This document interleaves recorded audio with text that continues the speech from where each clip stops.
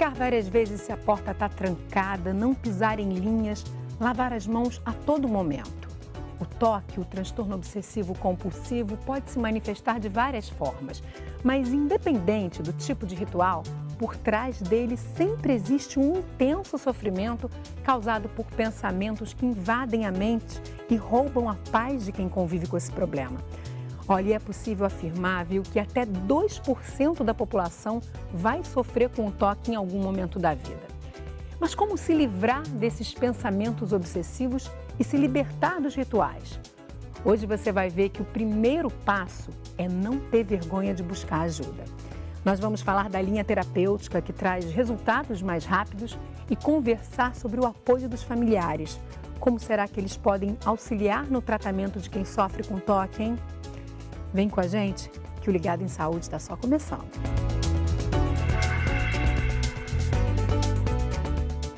Olá, eu sou Marco Aurélio Mendes, psicólogo, psicoterapeuta.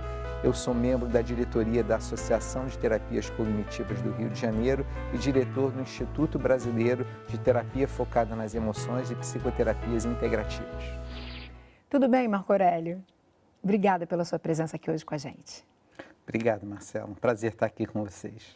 Muito obrigada. Vamos começar, Marco Aurélio, entendendo o que caracteriza o transtorno obsessivo compulsivo, além, claro, de todo o sofrimento que ele traz, né, para essa pessoa que convive com os sintomas. Ok.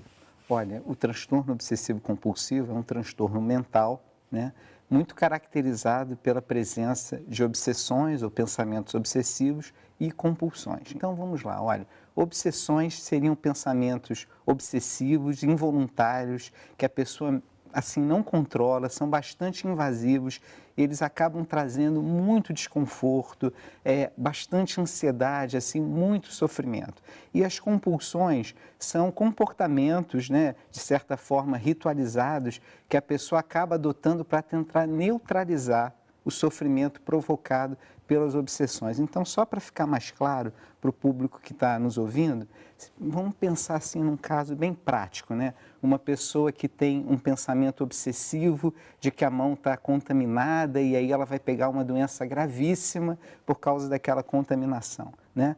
O que ela acaba fazendo?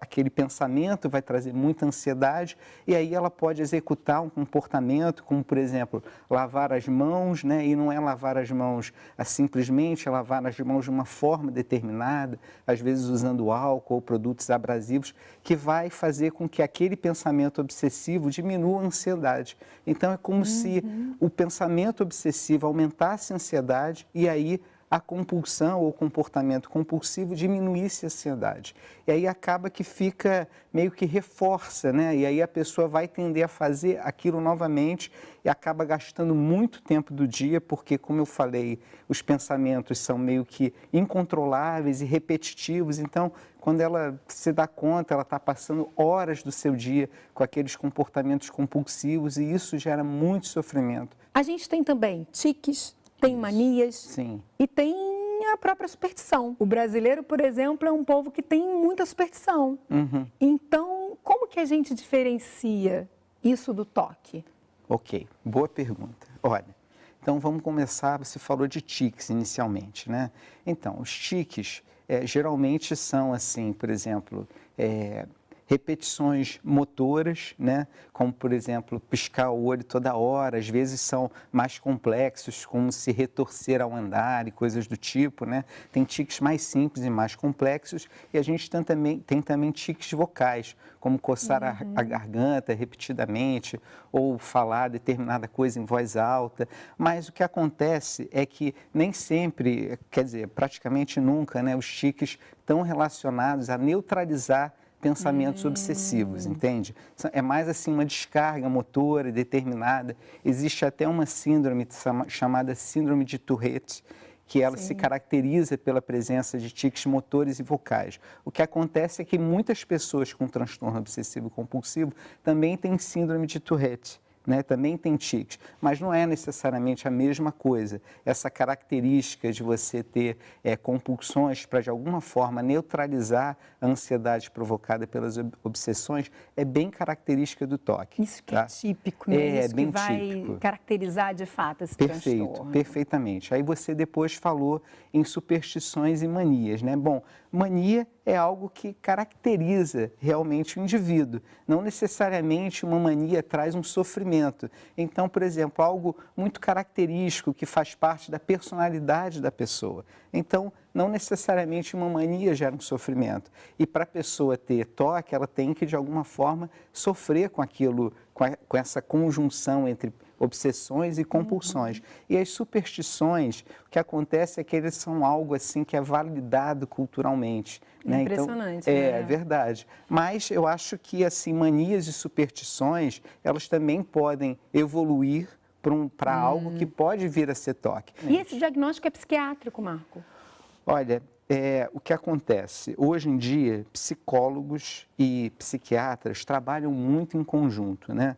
Mas eu creio ser muito prudente, mesmo quando você recebe uma pessoa no consultório, você é psicólogo, né, que tem toda aquela caracterização do TOC, que está na cara que tem alguma coisa ali acontecendo, você mandar para que a pessoa faça uma avaliação médica e psiquiátrica, porque, veja, a gente tem, por exemplo, na literatura, casos de pessoas que passam a desenvolver sintomas obsessivo-compulsivos logo depois de terem um acidente vascular cerebral, ou então você tem também, por exemplo, doenças autoimunes, como febre reumática, também já foi associada a TOC. Olha. Então, eu acho sempre adequado, né, você ter essa ligação conjunta entre a avaliação do psicólogo e do psiquiatra. Esse olhar do médico pode ajudar nesse sentido, né? Quando há Isso. interface com esses problemas, com essas Claro, doenças. claro. Vamos dar uma olhadinha? A gente separou aqui, de acordo com as suas orientações, alguns dos subtipos, gente, de TOC. Quer dizer, algumas formas como ele pode se manifestar, a gente vai colocar aqui na nossa tela. A gente tem ali um tipo que tem a ver com essa história da contaminação, da limpeza, que o Marco já falou, né? Um pouco do lavar as mãos, achando que vai pegar alguma doença muito grave, algo desse tipo. Tem também pensamentos relacionados a verificações e dúvidas. Tem também pensamentos repugnantes, e aí eu queria que depois você até explicasse um pouquinho para a gente. E também tem rituais ligados à simetria e ordem. Contaminação e limpeza a gente já falou um pouquinho. Dúvidas e verificações, o que seria? Dá um exemplo de cada, só para ficar claro para a gente. Claro. Olha, eu tive um paciente um tempo atrás que o que acontecia com ele? Ele tinha o pensamento de que ele ia deixar a casa aberta, né? E que ia entrar algum assaltante, podia fazer algo mal à família, aquilo era algo que não saía da cabeça dele. Pensamento né? recorrente. Recorrente. Né? Então, o que ele acabava fazendo? Verificando todas as janelas da casa, verificando também se a porta estava fechada, e acabava gastando muito tempo, porque verificava tudo e depois instalava-se aquela dúvida, né? Aí ele ia de novo. Então, aqui a gente pode até aqui, para que as pessoas entendam melhor, assim, falar que o TOC é tipo algo muito relacionado ao transtorno da dúvida. E quando a gente fala de pensamentos repugnantes, Sim. que tipo de pensamento é esse? Olha, muito variável. Você pode ter pensamentos repugnantes, por exemplo, se você é uma pessoa religiosa, né? Pode ter pensamentos repugnantes até com figuras religiosas, né? Como se você rejeitasse assim Deus ou algo do tipo, né? Você pode ter pensamentos relacionados a fazer mal a alguma pessoa, né? De repente, aquilo que você mais rejeita vem como um pensamento para te agredir de alguma maneira, né? Perfeitamente. Por isso que traz muita ansiedade. Então, na verdade, esse é o pensamento, mas o ritual ou o gesto que ele vai fazer para descarregar esse pensamento, para aliviar essa ansiedade gerada por esse pensamento, pode ser variado. Pode ser variado. Certo. E aí também podem ter evitações, né? Imagina, você é uma pessoa que tem um pensamento obsessivo de que eu posso fazer mal ao meu filho, e aí a pessoa vai coloca assim as facas escondidas em determinados lugares de difícil acesso. Então tem uma evitação também, um rearranjo. Está relacionado ao pensamento. Bastante relacionado. Tem pensamentos sexuais também, né? Também, ali que nessa causam muito história. sofrimento à pessoa. Se você começa a querer não pensar sobre aquilo, a exercer uma vigília sobre os seus pensamentos para não pensar ou evitá-los, aí o que vai acontecer? Você acaba trazendo aquele conteúdo para a tua esfera mental. É o pensamento que domina a sua vida. Isso, aí começa a espiral, né, do toque, né, o círculo da ansiedade, aí é muito difícil Tudo em torno sair. disso. Para a gente fechar, simetria e ordem tem a ver com essa organização do espaço? Sim, as pessoas assim, muito organizadas, né? Aí tem aquele pensamento obsessivo do tipo, olha, bom, se eu não organizar, por exemplo, a minha casa, eu não vou conseguir estudar, ou eu não vou conseguir fazer tal coisa, né? E também tem a questão da simetria, que é, por exemplo, você toca com uma determinada parte do seu corpo, aí tem que tocar com outro lado. E o que acontece que é interessante frisar é que as pessoas que têm transtorno obsessivo-compulsivo, elas sabem que isso é totalmente irracional. Mas o que acontece é que o pensamento fica vindo, repetindo, trazendo sofrimento, e ela acaba fazendo para, de alguma forma, tentar se livrar daquilo. Eu acho que o mais contraditório nessa história, né, Marco, é que na tentativa de controlar uma realidade, Sim. ela começa com esse ritual que, na verdade, é o que vai controlá-la, né? Pois o que vai controlar a vida dela. Pois você colocou muito bem, exatamente. É muito sofrido mesmo passar por isso. A gente vai fazer um rápido intervalo e daqui a pouquinho a gente vai assistir a um depoimento de uma pessoa que conseguiu retomar a própria vida depois que buscou tratamento. E aqui no estúdio o Marco Aurélio vai falar da linha terapêutica mais indicada para tratar o problema. Nós voltamos bem rapidinho.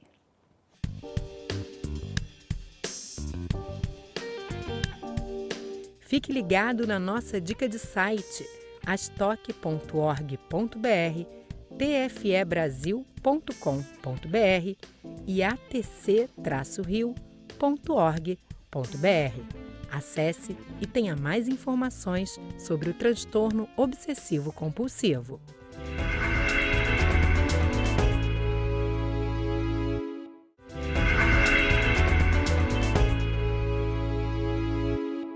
O transtorno obsessivo-compulsivo, mais conhecido como TOC, é o assunto do Ligado em Saúde de hoje. E o psicólogo Marco Aurélio Mendes é quem está aqui comigo, explicando tudo sobre esse tema, né? A gente entendeu, Marco, como isso rouba o tempo e desestrutura a vida de quem sofre com os sintomas, né? Como esses pensamentos, ditos pensamentos mágicos, por mais absurdos que pareçam, eles invadem a mente, controlam essa pessoa, geram um nível de ansiedade e levam aos rituais, né, numa tentativa aí dessa pessoa controlar esses pensamentos, evitar que algo aconteça. Quer dizer, é muito importante a gente estar falando isso para que as pessoas que estejam em casa estejam atentas, né, aí a esses sintomas e busquem ajuda. Uma coisa que a gente não falou, existem perfis de pessoas mais vulneráveis que de alguma forma possam desenvolver isso com mais frequência? Ou então tem comorbidades aí, tem outros transtornos que de alguma forma também contribuem para o aparecimento do TOC? Isso sem falar naqueles que você já falou, né? Naquelas doenças, mas estou falando de transtornos psiquiátricos mesmo, mentais. Bom, olha, perfil, a gente sabe que qualquer pessoa pode ter TOC, mas realmente assim existe, a gente pode falar num perfil, né? A primeira coisa a pontuar é que a genética é importante, né? Se você tem um familiar de primeiro grau que tem transtorno obsessivo-compulsivo, você tem uma maior probabilidade de desenvolver também transtorno obsessivo-compulsivo. Tem um detalhe importante, que se esse familiar tem um TOC de início precoce, ou seja, na infância e adolescência, essa probabilidade de você, se ele é teu parente de primeiro grau próximo, ter TOC é ainda maior, né? Em relação às características assim mais psicológicas, o que a gente percebe é um perfil de pessoas assim muito controladoras, tá? Tem uma dificuldade enorme em lidar com a incerteza, né? São pessoas assim bastante também perfeccionistas, famílias muito rígidas, às vezes também excessivamente religiosas. E tem, que eu acho que é muito característico, né, que eu até já falei anteriormente, mas acho que esse é um ponto tão importante que acho que vale a pena ressaltar, que é como você se relaciona com o pensamento. Né? O pensamento, ele não define quem você é. E se a pessoa tem essa crença assim, muito rígida de que ela só pode ter pensamentos puros, ou que se ela pensou, então, ou se ela pensou é porque ela deseja... Aí é que é a grande armadilha, né? Isso, perfeitamente. Ela vai se tornar vítima desse pensamento, e né? Na tentativa de proibi-lo, né? Exatamente. E as comorbidades assim, bastante comuns do toque é a depressão, porque a pessoa realmente, as emoções, né, do toque, assim, muito medo e ansiedade, muita tristeza e vergonha. Aí, claro, com esse conjunto, a depressão é algo muito presente, o isolamento social também, especialmente... Transtorno de ansiedade também. O toque, inclusive, já foi considerado um transtorno de ansiedade pelo o Manual Diagnóstico Estatístico dos Transtornos Mentais, agora teve uma modificação, mas assim... especialmente na adolescência, né, infância, quando acontece de ter toque, a criança se sente muito isolada, se acha esquisita, a vergonha é muito forte e acaba prejudicando ainda mais. E é fundamental, né, que essa pessoa, seja na infância, adolescência, fase adulta, que ela tenha ajuda, que ela busque ajuda e que ela busque tratamento. A gente conversou com uma pessoa, Marco, a Vanessa, de 49 anos, ela sofria de depressão desde os 8 anos de idade e na vida adulta foi diagnosticada com toque. Mas ela conseguiu buscar tratamento e vamos ver então, vamos ouvir a história dela. Vamos lá. Eu descobri o toque em 2015. A minha psiquiatra me diagnosticou. Eu estava muito mal, atrapalha na hora de sair de casa, que você, em vez de fechar a porta, sair e ir embora, eu olhava para ver se o ventilador estava parado. Tinha a sensação de que eu ia causar um acidente se eu fizesse a coisa errada, que era atravessar o sinal fora da faixa com o sinal aberto para carro, quando não vinha carro nenhum. Então tinha isso e outras coisas. Eu checava demais as coisas no trabalho. Então a gente tem prazo, né? Trabalhamos com advogados, eles têm prazos. Então eu checava demais documentos, informações que eu inseria nos sistemas. Checagem excessiva, tá? De preencher um documento com o número de uma OAB de um advogado que eu sei de cor. E eu ficava olhando para aquilo diversas vezes para ver se eu tinha botado o número certo da OAB dele, entendeu? A Alessandra, que é sua irmã, está aqui com a gente aqui nessa entrevista.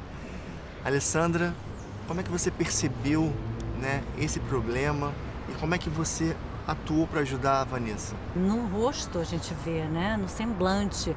Ela estava sempre com a testa franzida e tristeza estampada no rosto. Então, assim, eu não conseguia tirar aquela tristeza, por mais que eu falasse coisas legais para ela e tentasse levantar o astral dela. Não adiantava. O que a gente precisa fazer é dar muito amor, dar muito carinho e ter muita paciência. E aí, Vanessa, depois que você descobriu o problema, começou a se tratar, né, buscou tratamento, o que mudou na sua vida hoje? Então, agora o pensamento vem, ainda acontece, mas o sentimento já é outro, não é de tanta angústia, e o comportamento já não é compulsivo de ritual, de ir lá e ter que fazer aquilo para não acontecer nada. E aí já dá um alívio? Já dá um alívio muito grande, porque eu vou embora, não. Eu tenho certeza absoluta que eu fechei a porta, acabou, não vai acontecer nada, o ventilador está desligado, já tranquei. E tem vezes que eu ando na rua e não penso em absolutamente nada e atravesso a rua fora da faixa e... Entendeu? Não tô nem aí. Quando eu chego em casa, tô pensando em outra coisa. Caramba, deixei minha filha na escola, vim até aqui, nem prestei atenção em rua, em coisa alguma. E aí é o enfrentamento que te leva a isso. É um dos exercícios da TCC. É você não olha para trás, entendeu? E ela fazia um pouco disso comigo, porque ela dizia, eu falava, mas eu não consigo. Ela, tira isso do seu vocabulário. Não existe ou não consigo. Não existe. Você consegue. Ela é assim, durona. E não, ela tem vontade de se maquiar, tem vontade de se arrumar mais, porque até isso interferiu, influenciou, porque estava tão tomada com uma tristeza que não dava vontade de fazer muita coisa, né? E a gente tem que lembrar de uma coisa que eu aprendi no Rio Toque com a minha psicóloga, assim, eu não sou o toque. Eu agora vou na reunião de toque, eu chego a ajudar pessoas que estão lá. Elas dizem para mim, nossa, Vanessa, sua contribuição foi importantíssima. E Vanessa, daqui para frente, qual a sua expectativa com o tratamento? O que você espera? Eu tenho a espera de ficar assintomática. Simplesmente assim, o toque não tem cura. Você tem a vida inteira, né? E muito provavelmente eu vou ter que tomar medicação também a vida inteira. Eu tomava 5, hoje em dia eu tomo 3. E tô caminhando para tomar 2. Vamos ver, quem sabe eu fico com uma. E a Alessandra junto nesse caminho aí, ajudando a irmã. Né? Doida para isso acontecer ontem.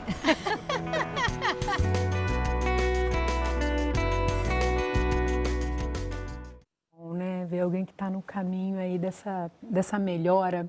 Ela citou uma sigla TCC, queria só esclarecer que é terapia cognitivo-comportamental, que é a tal linha, né, que eu citei ali quando a gente finalizou o bloco anterior, essa linha terapêutica que você disse para a gente que é a mais indicada, né, para atuar aí contra o toque, é que traz resultados mais rápidos, seria isso? Sem dúvida, sem dúvida.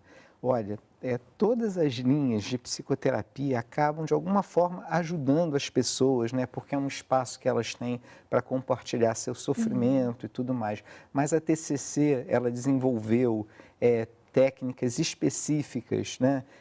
Para lidar com o transtorno obsessivo compulsivo, e quando você faz uma revisão da literatura, você vê claramente que é a terapia com mais evidência de eficácia para ajudar a diminuir os sintomas, né? E às vezes até mesmo ter ela falou o termo assintomática, né? Que é ter uma remissão completa dos sintomas, né? Porque ela atua basicamente de duas formas. A primeira é indo mais direto, assim, a questão do sintoma, tentando desfazer essa relação entre a ansiedade do pensamento obsessivo e a resposta compulsiva. Então, uma coisa que é comum a gente fazer, isso a gente chama de terapia de exposição e prevenção de respostas. Ela falou enfrentamento. Expor é, de certa forma, enfrentar. Então, o que você acaba fazendo é expor a pessoa aquelas situações onde ela tem pensamentos obsessivos ou até os próprios pensamentos obsessivos mesmo, pode até gravar um áudio com aqueles pensamentos obsessivos e você ajuda ela a não executar a resposta compulsiva. O que vai acontecer? Ela vai ser exposta à ansiedade, vai ser ensinada a não executar aqueles comportamentos compulsivos, vai desenvolver uma boa relação terapêutica, vai aprender a manejar a ansiedade de algumas formas e aí ela vai começar a desassociar e vai poder lidar com esse pensamento de outra forma. Essa é a terapia. Bem como ela descreveu Bem ali, como né? ela descreveu. E muitas vezes o medicamento é necessário? Ela, no caso, Sim. toma medicamento. Sim. É comum? Bastante comum. A gente, na literatura, você observa que a terapia cognitivo-comportamental, em vários estudos, ela é até mais eficaz que a medicação isoladamente, né? Mas é realmente o que a gente vê muito, porque as pessoas estão com muito sofrimento, né? Com muita ansiedade e às vezes a depressão também. Então, o que acaba é que você vê uma atuação conjunta, né? Tanto do psiquiatra como do psicólogo. Agora, Marcela, só queria para dar um fechamento, que eu falei das duas formas que a terapia cognitivo-comportamental atua, né? Uma seria pela terapia de exposição e prevenção de respostas, que é aquela técnica que eu falei de você tentar desassociar os pensamentos das compulsões. Isso. E a outra é ajudando a pessoa a reformular essas crenças que ela tem sobre o pensamento. A Vanessa, né? Isso. Ela falou ali, eu não sou o toque. Então, o pensamento não define quem ela é. A terapia cognitivo-comportamental, ela foca bastante na psicoeducação, né? Eu entendo que todas as psicoterapias deveriam focar na psicoeducação, porque às vezes você você recebe uma pessoa achando que ela está maluca, e aí você explica, olha, isso é transtorno obsessivo compulsivo, tem um tratamento, tem 2% da população tem esse quadro, então assim, tem uma expectativa de melhora, vamos lá, vamos dar as mãos, vamos fazer. Isso já ajuda demais a pessoa, a família também, né? Porque acha... Pois como é que a família... Porque deve ser difícil para o familiar, né? Será que eu me rendo também a esses rituais, quer dizer, Deixa ele fazer e até ajudo de alguma forma.